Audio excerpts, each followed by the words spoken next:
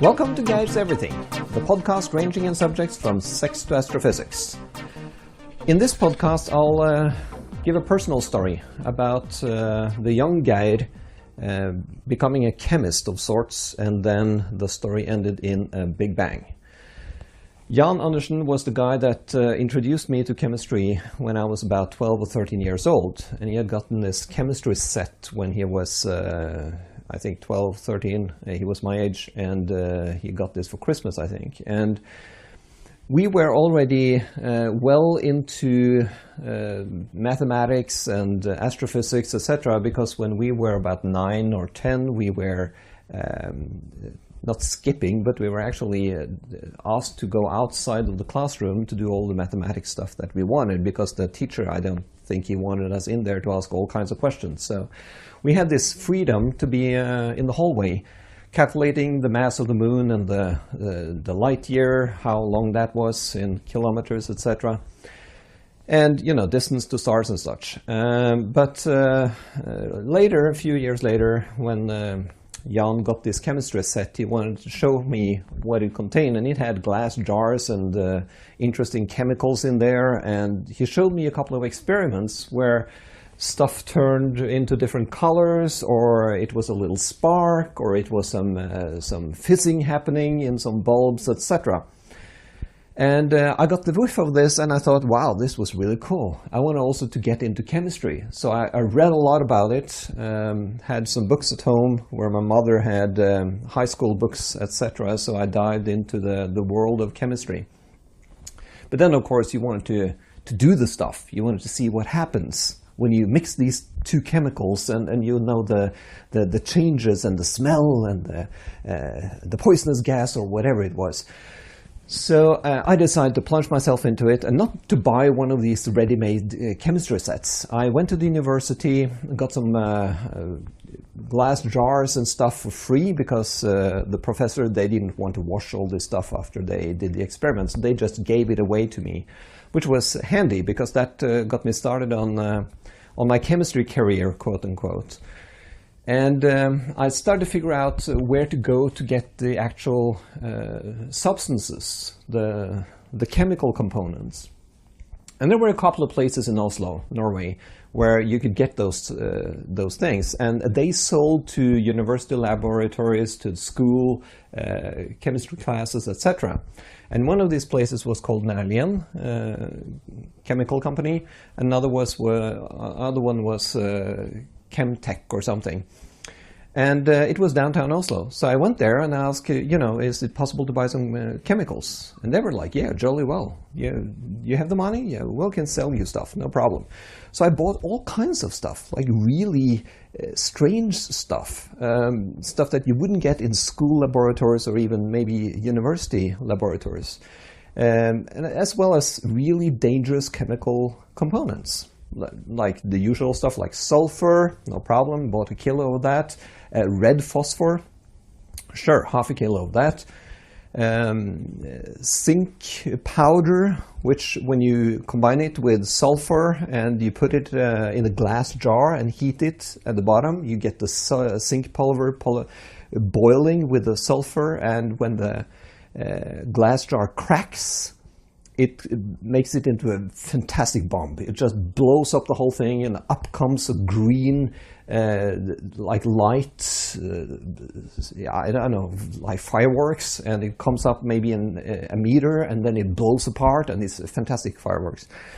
And, it's only when a kid gets into chemistry like this, at least when you have all these available chemicals that I had when I was young, it's only fun to watch the iodine clock change color from blue to transparent and back to blue and to transparent, and these kind of very interesting chemical reactions. It's only fun for a little while until you sort of exhaust that interest in color changes. And for me, it was, there has to be more. There has to be more interesting stuff that happens. And along the way, you get to the point where, the most interesting things is blowing things up. So I started blow things up. And this thing about the zinc and the sulfur thing was just interesting fireworks. And then I decided to go further down that road and do, which would in English be called potassium chloride. Combined with red phosphor, it's a very, very volatile combination. And putting the potassium chloride at the bottom and sparkling or sprinkling or covering it with red phosphor, with a little fuse of red phosphor, igniting that, and it became like a real bomb. And then you can pack that into containers and stuff, and you can make things really blow up. Now, nowadays, it's not possible to get these things because, you know, you can't even get some of these things with a police permit, even though you're an adult. Let alone, as when I was a kid, I got this stuff when I was 14. Walked straight into one of these chemical companies and just asked, you know, is it possible to get red phosphor? And the guy went, yeah, sure, how much do you need? And I went like, well, maybe 100 gram. Oh, we don't have as little as 100 gram. The least I have is half a kilo. And I went like, okay, how much is that? And it was like 150 kroner or something. And I would fork that out, and the guy would just give it to me straight over the counter. And then I went to the pharmacy to buy stuff there too, and they would happily furnish me poisonous stuff straight across the counter, because I was a little funny guy asking for strange chemicals, and I think the pharmacist thought, oh, this is interesting, never heard anybody wanted a cesium glass jar before, so sure, we'll give that to him. I mean, I got stuff like uranium acetate, which you can't get today, but I got it. And I got cesium, as I said. I got all kinds of barium, strontium, whatever you need to make fireworks or bombs or whatnot.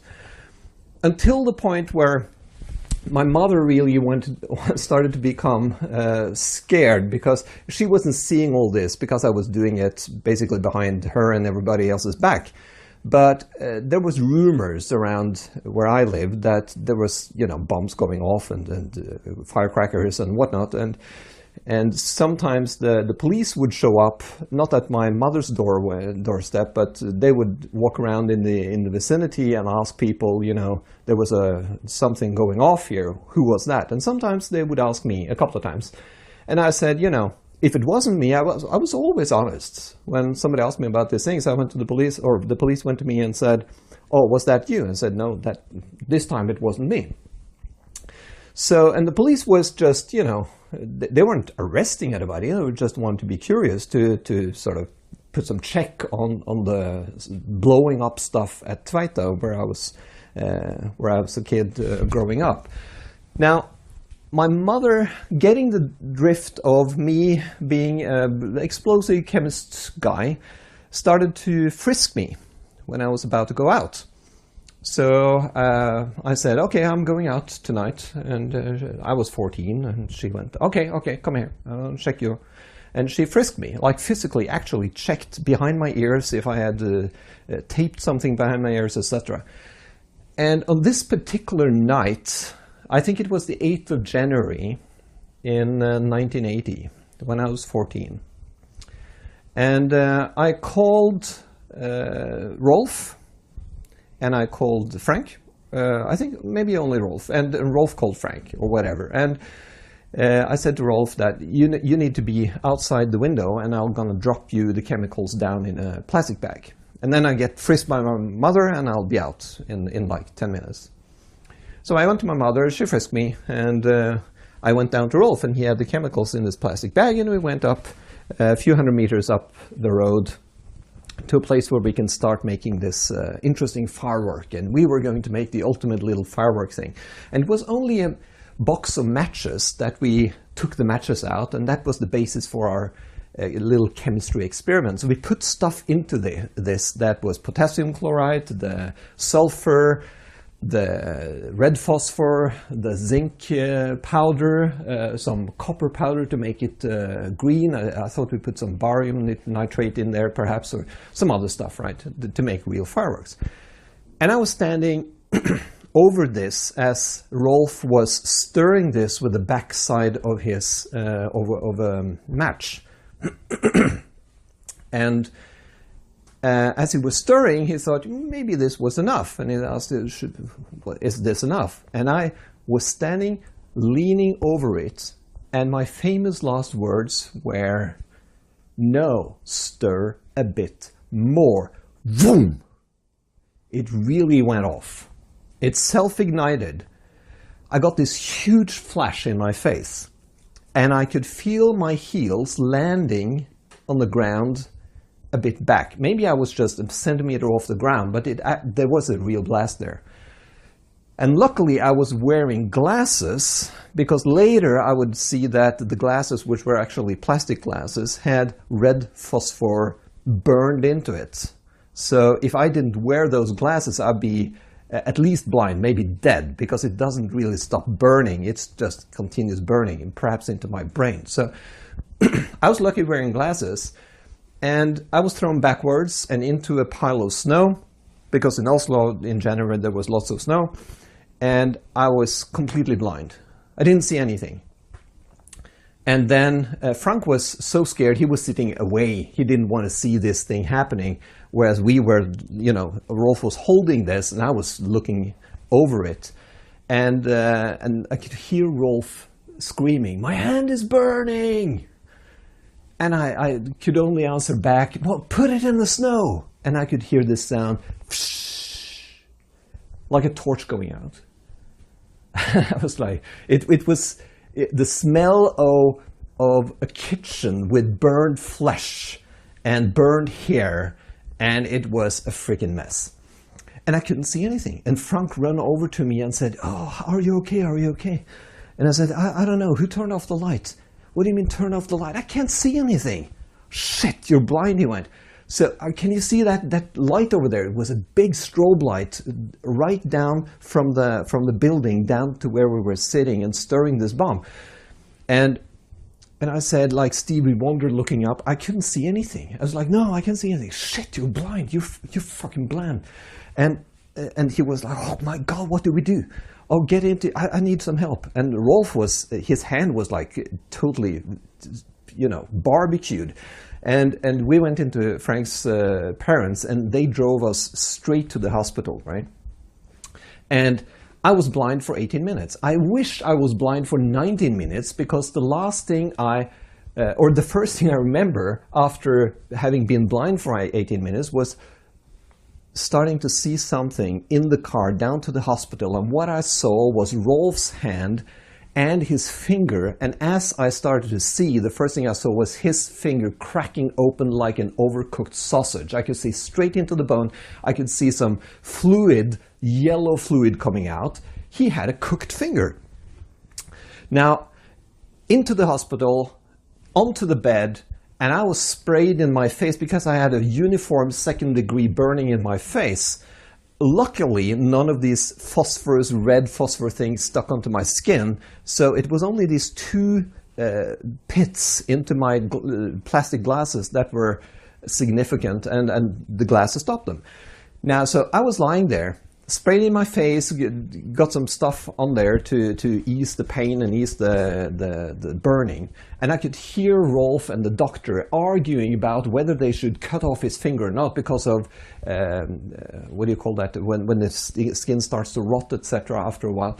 But lucky for Rolf, he won that argument, and the doctor went, okay, fine, we'll not cut off your finger, that's fine, stop crying. Now, but we have to make sure that your finger is safe. They have to come back many times or whatever.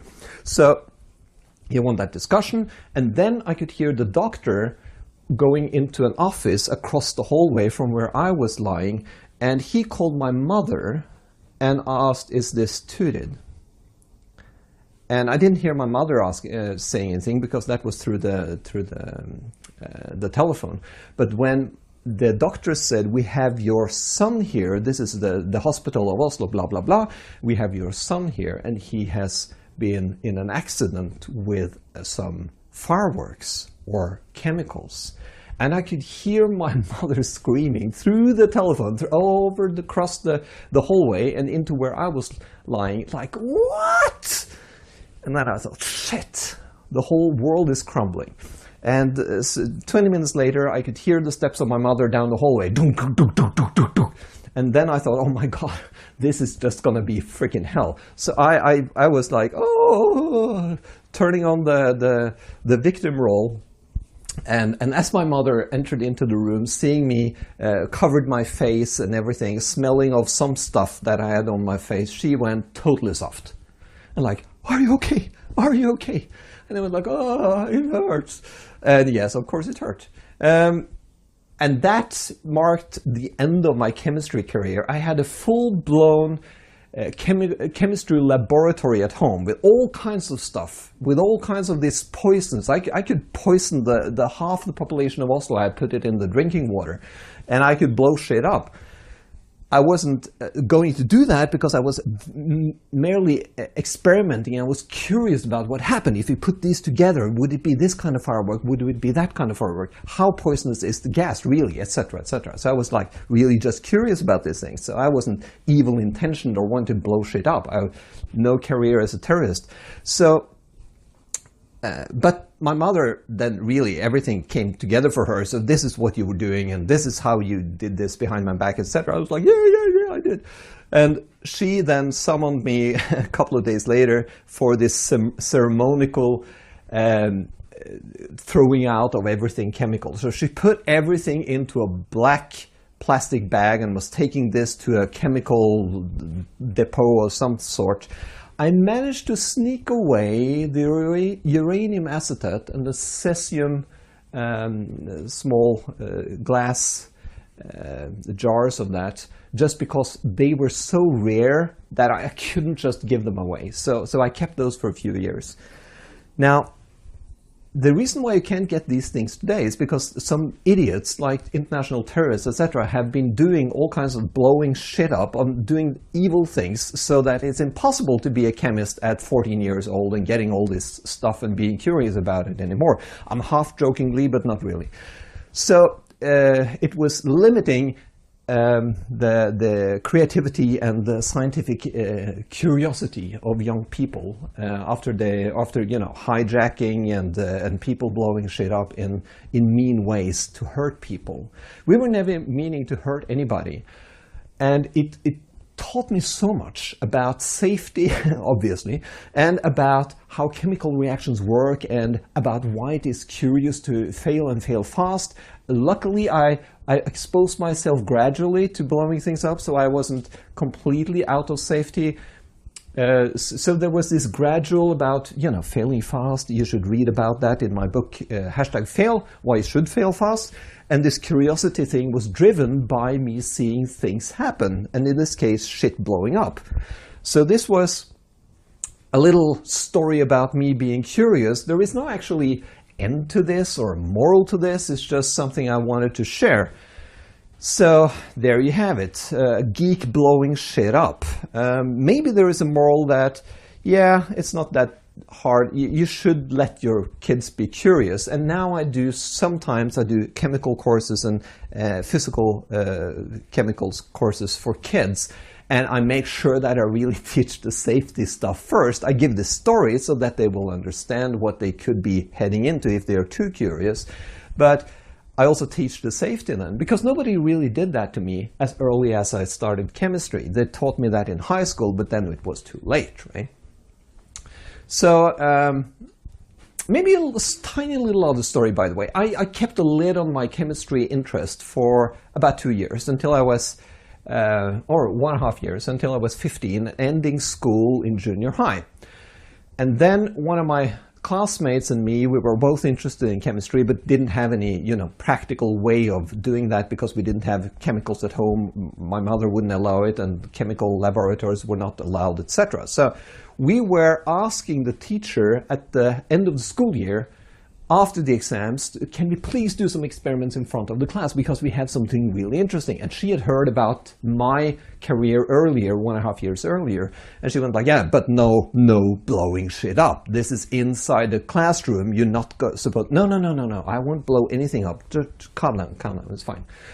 So after nagging about this for a few months, she went like, yeah, okay, last class you can do it.